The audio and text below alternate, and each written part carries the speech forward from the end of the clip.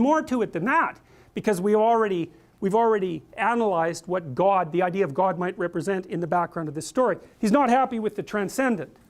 He's not happy with the idea of the logos, all of that. No faith in the transcendent.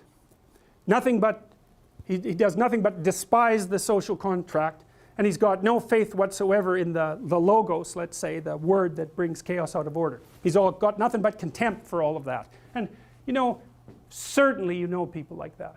And if you don't know them, you just go on YouTube and read the comments and you'll see all sorts of people like that. So anyways, so God has a little chat with him and he says, well, why are you angry? And why are you upset?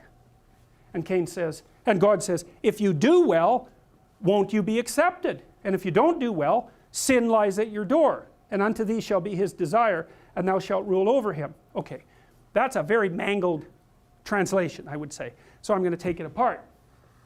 So what God says is, well, you're angry and you're upset. It's like, well, what's your problem?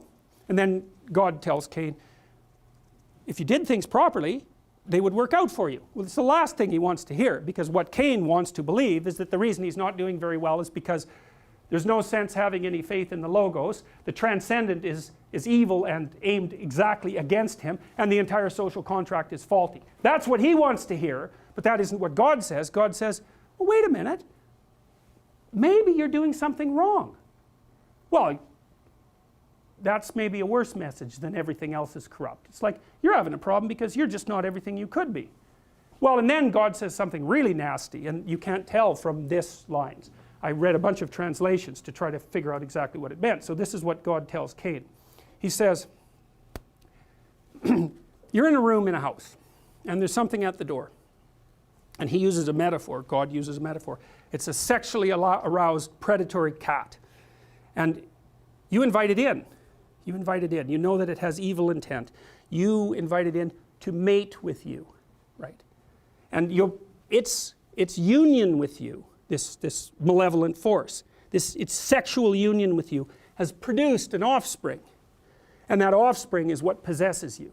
And so not only have you done something wrong, you've invited the spirit of wrongdoing into your life, and you've creatively intermingled it with it voluntarily to bring forth a monster of your own creation. So that's what God tells Cain. It's like, look, it's bad enough that God says, you know, you should get your act together, because maybe that's why things aren't going so well for you.